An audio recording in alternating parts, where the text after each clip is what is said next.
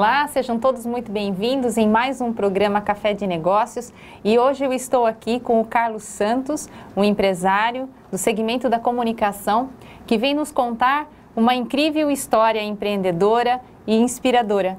Seja bem-vindo, Carlos.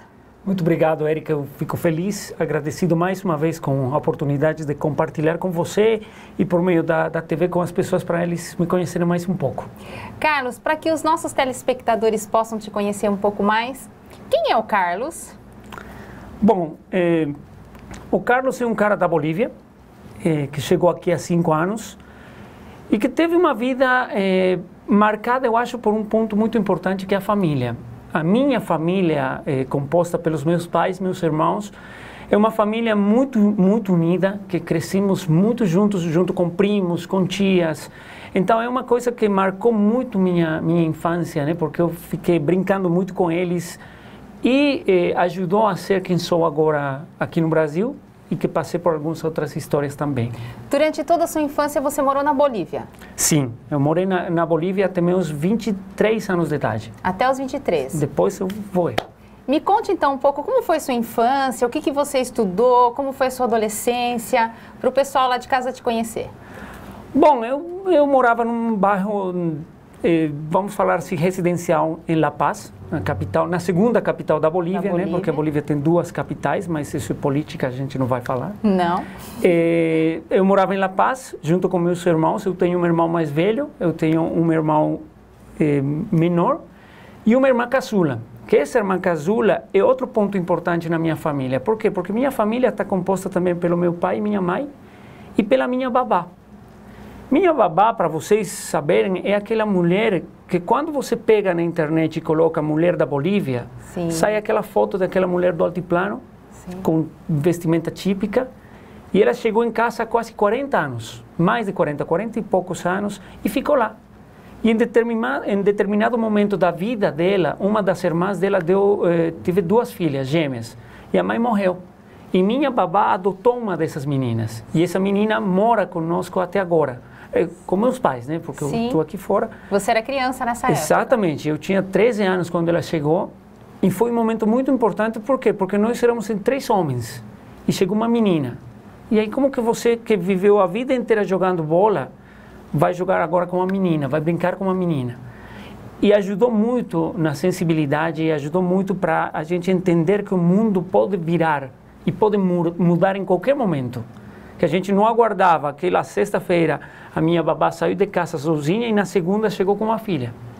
Sim. E ela está em casa até agora, né? Tem 20 e poucos anos e... E a família acolheu e vocês a consideram como irmã? É minha irmã mais nova, e a gente tem esse grupo familiar onde eu cresci, com muitos primos por perto, brincando muito e também estudando, né? Estudando e entendendo a importância da superação na parte laboral também. Eu comecei a trabalhar com 17 anos, fazendo coisas nas férias, sempre procurando alguma coisa para fazer.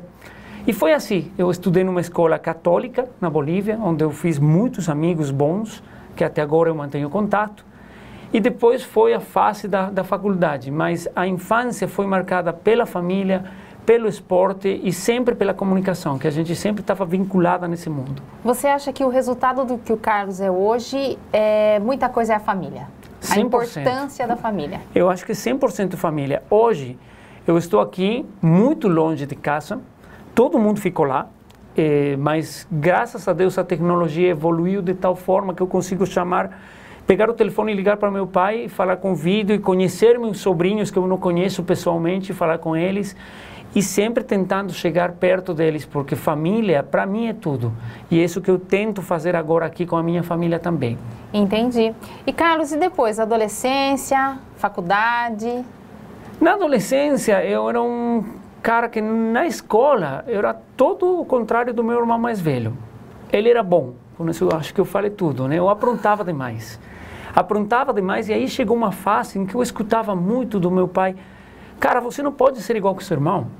E por que você não faz igual que ele? Porque eu tenho que conhecer os professores que eram dele agora com você. Com ele eu nunca conheci ninguém. E aí chegou uma hora em que eu tinha que definir a carreira que eu ia seguir. Isso é muito importante. Aí, quando chegou essa hora, a imaturidade minha fez com que eu escolhesse uma carreira que não era para mim. Muito bem. Por conta da comparação. Sim, por quê? Porque meu irmão mais velho, ele estava estudando comunicação social. E eu falei, não vou entrar na mesma carreira dele para continuar na comparação. Certo. Um erro muito grande da minha parte nessa idade, que agora eu consigo enxergar. Certo. E que, graças a Deus, 2 anos após dessa decisão, eu enxerguei. Sim. E aí eu tomei a decisão de mudar. E a primeira pessoa com quem eu falei foi com meu irmão. Por quê? Porque ele, para mim, é o exemplo de vida a seguir até agora. Certo. Quando eu tenho algum projeto novo aqui, quando eu tenho uma dúvida, é a primeira pessoa com quem eu vou falar. E aí, quando eu falei para ele que eu estava errado, por quê? Porque eu estava estudando Direito. Só que eu trabalhava como jornalista esportivo, ajudava ele em projetos de produção audiovisual, em comunicação, então eu era nada.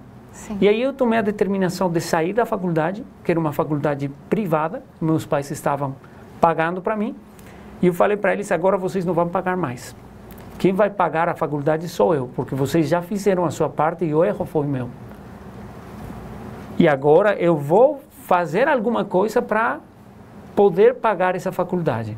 E aí foi que eu comecei a trabalhar. Eu comecei trabalhando, eu lembro umas férias para o Natal, entregando garrafas de vídeo para uma empresa de bebidas. Eu ia na parte de trás do caminhão entregando para as empresas. Era engraçado que às vezes eu descia do caminhão com a vestimenta de trabalho e eu entrava no escritório do pai de algum amigo meu. Sim. Eu entregava para ele, o cara olhava para mim, você está fazendo o quê? Eu estou trabalhando. E o filho estava do lado dele trabalhando com ele no escritório, mas eu estava trabalhando no caminhão. Depois eu passei a trabalhar numa lanchonete. Eu entrei como caixa. Só que o primeiro dia, o cara que tinha que fazer os hambúrgueres, ele foi embora. E eu tive que fazer os hambúrgueres. Eu trabalhei durante um tempo fazendo hambúrgueres, atendendo a lanchonete e atendendo para muitos dos meus amigos, que eu acho que foi uma coisa que me enorgulhece em falar. Sim. Porque eu olhava a cara deles surpresos, né? Porque eles não tinham que trabalhar. Sim. Eles não tinham que fazer aquilo. Sim. E eu tinha que fazer por uma escolha minha. Ok. E foi isso que me ajudou a crescer muito. Eu acho que foi uma virada de chave que hoje faz com que eu seja quem sou. Então, esse um passo para trás, para eu juntar o meu dinheiro, para depois eu poder ir para o curso que eu quero ir, foi o que fez você virar a chave. Se entender da importância de fazer eu, mas sempre valorizando o que o outro fez por mim. Sim, é isso. Não, porque não é uma questão de falar, eu posso sozinho e ninguém mais tem que me ajudar. Não, eu posso sozinho, mas eu vou ser grato com aquela pessoa que me ajudou. Sim. Então aí eu consegui terminar a faculdade e aí vem a história de sair da Bolívia, né? Aquela vou falar entre aspas, necessidade de sair da Bolívia, que era uma questão que eu tinha dentro meu, não sei porquê, aquela questão de sair. Eu tenho família na Argentina, meu avô, ele era argentino, ele era jogador profissional de futebol lá nos anos 50, ele chegou na Bolívia com futebol e a família dele quedou lá. Um pouco mais ou menos o que acontece comigo agora, né? Salvando as grandes diferenças de tecnologia, de ficar mais perto. E aí eu comecei a procurar aquela família que tinha perdido o contato com meu pai quase 30 anos. Okay. E eu consegui, junto com outros amigos, junto com meu pai, a gente conseguiu achar aquela família. E a gente, depois de 30 anos, conseguiu se encontrar. Okay. Fuimos para a Argentina, eu encontrei um tio, encontrei tias, primos, muita gente boa. E 2 anos depois, quando eu terminei a faculdade, eu peguei as minhas coisas e saí. Falei para minha mãe, muito obrigado por tudo, agora eu vou procurar meu caminho. E fui para morar em Tucumã, que é uma cidade no norte da Argentina. E aí também a gente aprende coisas, né? Chegou a hora que eu não tinha para comer, que eu tinha que trabalhar, procurar como fazer. Como que eu faço? Eu chegava num quarto da casa onde eu morava, que não tinha ventilador, não tinha ar-condicionado, não tinha nada. E a temperatura lá era quase 40 graus. Nossa. E eu tinha que me virar lá, né? Então eu preferia sair muito cedo de manhã, voltar à noite. E passar o dia entrando de loja em loja para pegar ar-condicionado, para ficar um pouco mais tranquilo, trabalhando, fazendo tudo que tinha que ser feito. E é muito interessante você contar essa história, porque a gente vê que são nesses momentos que o nosso caráter é forjado, né, Carlos? Sim, muitas vezes a gente acha que uma história muito mais trágica pode ser uma forma de encontrar coisas, mas eu acredito firmemente que você encontra oportunidades a cada passo que você dá. Não tenha dúvida. E você tem que aprender a aproveitar essas oportunidades em cada momento. Seja bom, e principalmente se é ruim. Okay. E aí você consegue. Da Argentina você foi para onde depois? Eu voltei para a Bolívia. Eu voltei para a Bolívia para passar Natal. E aí minha mãe tinha arrumado tudo para eu ficar. Okay. Eu não conseguia mais ir embora. Minha ideia era voltar para fora. Mas eu fiquei, aí começou uma passagem profissional na área do jornalismo social na Bolívia, num momento muito tumultuado da Bolívia, que foi bem na hora que o Evo Morales, atual presidente da Bolívia, começou a carreira dele como presidente. Os anos que antecederam aquele momento, eu estava trabalhando como jornalista e eu passei momentos muito fortes dentro da carreira, porque eu estava no meio da rua quando tinha enfrentamentos. Duas vezes eu quase fui atingido por dinamite, por exemplo, no meio das coberturas. E foi uma experiência igual enriquecedora, uma coisa que eu não achei que eu ia fazer, e terminei fazendo. Okay. Então eu passei um tempo na Bolívia até chegar na hora de encontrar aquela pessoa que hoje é minha esposa e a força para fazer muitas outras coisas. Quando eu conheci ela, a gente começou a namorar, a coisa foi muito rápida. Do namoro para o casamento foi coisa de menos de um ano entre decidir e fazer. E aí apareceu a oportunidade profissional para ela de sair da Bolívia. Certo. E viajar para o Equador. Okay. País totalmente fora do nosso foco. Okay. E a gente decidiu encarar esse desafio. Certo. E a gente foi com o trabalho dela para o Equador e eu fui para procurar o começo dos empreendimentos. Só que no Equador a gente começou e se encontrou com uma fase muito ruim no tema saúde para mim. Entendi. Então, segura um pouquinho agora e nós vamos para o nosso intervalo e a gente já volta para o Carlos nos contar o que aconteceu aí nessa virada enquanto ele esteve no Equador. Eu espero você.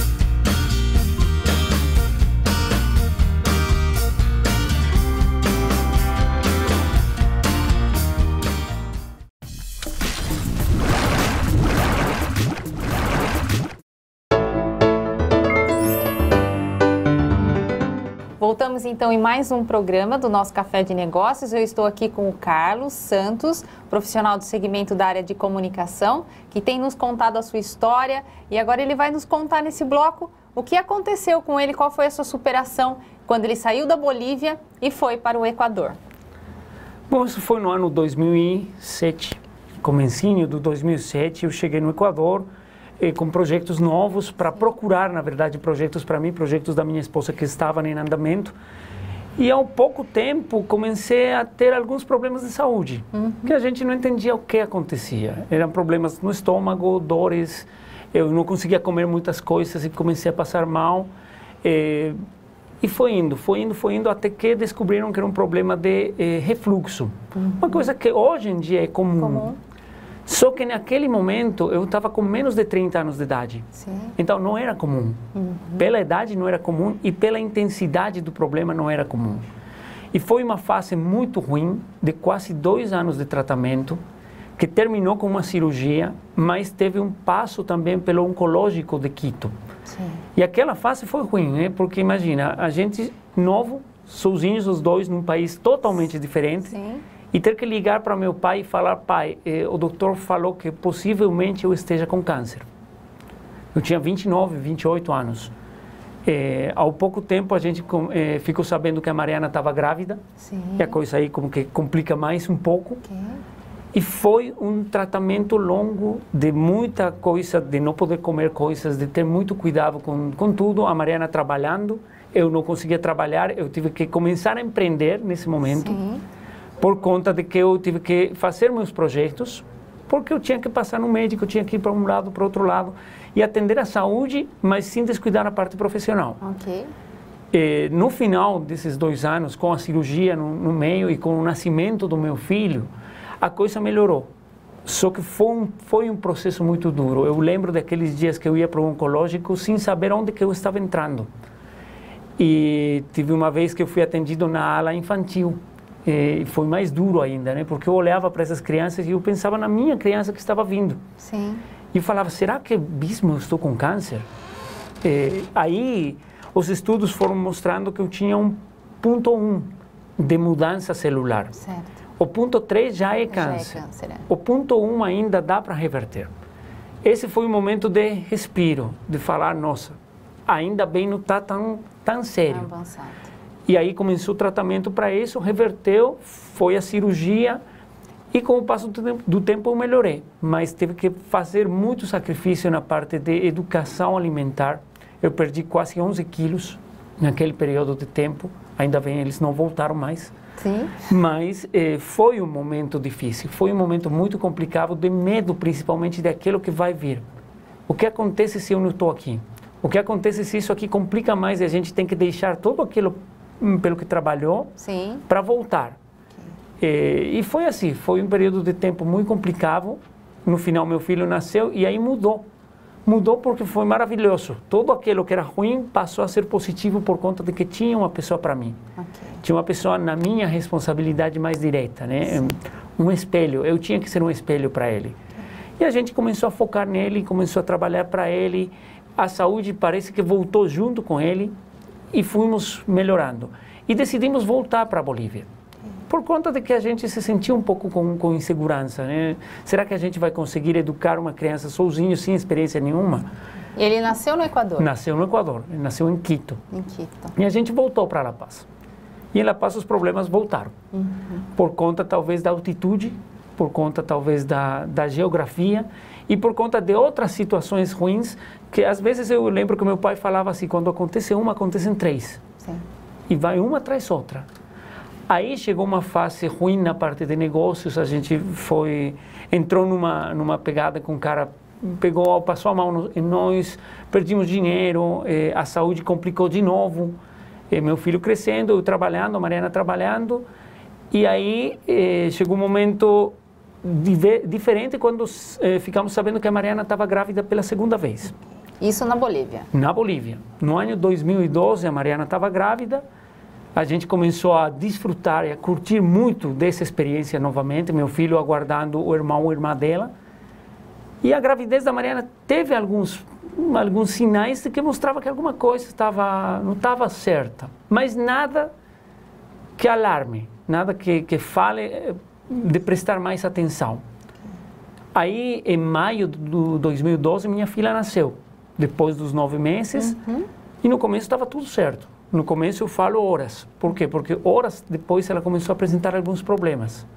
Ela passou da sala da maternidade para a UTI, primeiro para uma incubadora, aí para a UTI, aí os médicos falaram que ela não estava conseguindo respirar. Eu avisava todo mundo que minha filha tinha nascido, todo mundo estava em festa, quando o médico falou para mim que ela não estava bem e que tínhamos que esperar a ver o que acontecia. Aí, no final, ela tinha uma deficiência no pulmão, que não tinha uma glândula que faz com que o pulmão funcione. Ela não tinha. É como aquela pessoa que nasce sem uma mão. Ela não tinha. Lamentavelmente, não tem como solucionar, porque não tem para fazer um transplante, não tem para fazer uma cirurgia. Eles colocaram um catéter nela para tentar fazer alguma coisa, mas não deu certo. E algumas horas depois, ela faleceu. Foram as piores 40 horas da minha vida. Imagina. Porque é uma coisa que a gente nunca está preparado, né? Quando você perde alguém, quando perde pai, perde mãe, você sabe que vai acontecer. Sim. Mas perder filho, não. Perder filho desse jeito, não, né? Porque tinha tudo em casa, né? Tinha o quarto dela, as coisas dela e não deu. Não deu, né? Em maio de 2012 ela faleceu e a gente tinha que se virar de novo, né? Sim. Os problemas de saúde, obviamente, voltaram. A coisa complicou um pouco mais. E a gente conseguiu continuar até chegar no final de 2013, mais ou menos agosto de 2013, onde chegou uma nova proposta de trabalho para a Mariana. Agora para vir para o Brasil. Ok. E aí a gente sentou e falamos o que a gente faz.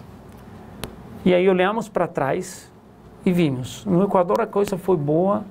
O fato de ter passado por um problema de saúde complicou um pouco, mas a gente superou. Mas quando voltamos para a Bolívia, eu acho que aquele ponto da minha filha ter morrido, não ter conseguido ficar conosco, foi fundamental para marcar uma situação negativa. Se eu falei no começo que a família marcou muito do lado positivo, esse ponto negativo eu acho que é muito mais forte. E a gente falou, vamos deixar tudo para trás e vamos tentar recomeçar. Certo. Vamos procurar outro caminho, vamos procurar outra vida, vamos dar uma oportunidade a novas experiências e novos conhecimentos. Meu filho tinha 4 anos naquele momento. A Mariana aceitou a proposta para vir para o Brasil no 2014. Eu procurei alguns contatos profissionais que eu tinha na área do jornalismo esportivo e aproveitei a Copa do Mundo para gerar uma oportunidade de trabalho aqui. Certo. E chegamos no dia 18 de janeiro de 2014, há 5 anos atrás, para começar um caminho que, graças a Deus, e como eu sempre falo, graças às pessoas que eu conheci, que nós conhecemos aqui em Brasil, está sendo maravilhoso. Graças a Deus. A gente agora está tranquilo, a gente está caminhando, não esquece aquilo que passou, não vai esquecer nunca, mas se força para continuar. Ok. E aí, como é que você veio parar no estado de São Paulo? Você veio para cá direto? Direto. E direto para uma cidade bem pequena, né? Por quê? Por conta do tipo de trabalho da empresa que colocou a gente aqui, que era a empresa onde minha esposa Mariana trabalhava. Eles trabalhavam com e-commerce e não precisavam ficar alocados em uma cidade grande. Certo. E foram os mesmos donos da empresa que falaram melhor morar no interior. Ok. É melhor procurar uma cidade mais calma, mais tranquila. A capital é muito movimentada. Vocês com um filho pequeno não vão ter muitas possibilidades para ele. Carlos, você consegue me falar rapidamente o que você faz hoje com a área de comunicação? Qual que é a sua expertise hoje e que toda essa sua resiliência fez você chegar no que você é hoje? Hoje em dia eu trabalho com produção audiovisual. Eu tenho uma empresa que se chama Mamba Produtora Audiovisual. A gente trabalha fazendo vídeos institucionais, vídeos de depoimento, vídeos corporativos. Principalmente a gente não trabalha na parte de eventos sociais. Sim. Né? E trabalhamos com isso.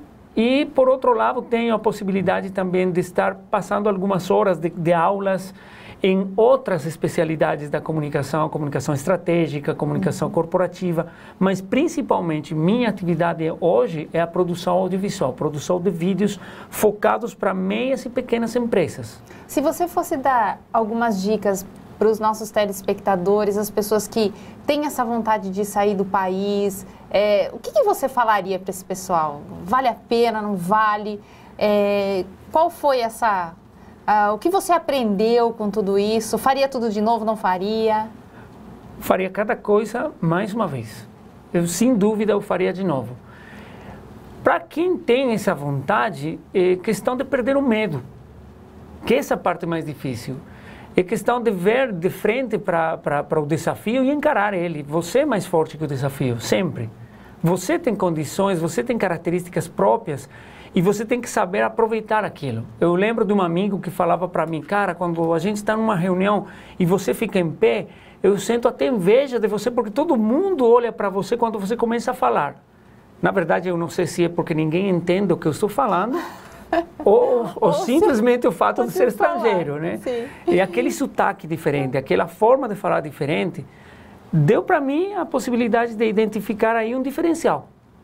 E aí eu falo isso, cada um é diferente. Se você vai sair do seu país, de sua cidade, vai com fé em você. vai com fé que você vai conseguir aquilo porque você é especial. Carlos, você falou que quando você chegou aqui no Brasil, você teve algumas pessoas que te ajudaram. Você gostaria de aproveitar esse momento para agradecer essas pessoas? Tem muita gente, né? Tem muita gente que está aí, eu não sei se eu vou lembrar de todos, mas são pessoas que talvez em muitos casos não tenham nem nome, nem sobrenome. Sim. Por exemplo, a primeira pessoa que me ajudou muito aqui foi o cara que dirigia o táxi que a gente pegou em Guarulhos para chegar até a minha cidade. Aqui. Por quê? Porque ele ajudou em coisas muito simples. A escola do meu filho, onde ele estuda, as professoras. Porque é diferente, eu cheguei aqui com 35 anos, chegar na rua e fala devagar que eu não sou de aqui. Sim. Um menino de 4 anos na escola não vai conseguir fazer isso. Sim. E a professora não falava espanhol, a diretora não falava espanhol. E eles foram muito importantes. Cada um dos pais da escola, dos pais dos amigos, o BNI, que é uma instituição onde a gente se conheceu, é muito importante. Você é uma pessoa de muita importância. O Adriano Batata, tem muita gente, né? Eu lembro do Sérgio Simonato, por exemplo, uma pessoa que eu conheci em Indaiatuba, que ele me ajudou muito. A Cris Duarte, uma comunicadora excelente de Indaiatuba. São pessoas que marcaram muito nesse caminho. Você começou a entrevista falando da família e eu queria encerrar a entrevista com você pedindo para que você deixe, então, uma mensagem para sua família. O que você falaria para eles? Eu vou ter que falar em espanhol, né? Porque Pode aí não dá, senão eles não entendem.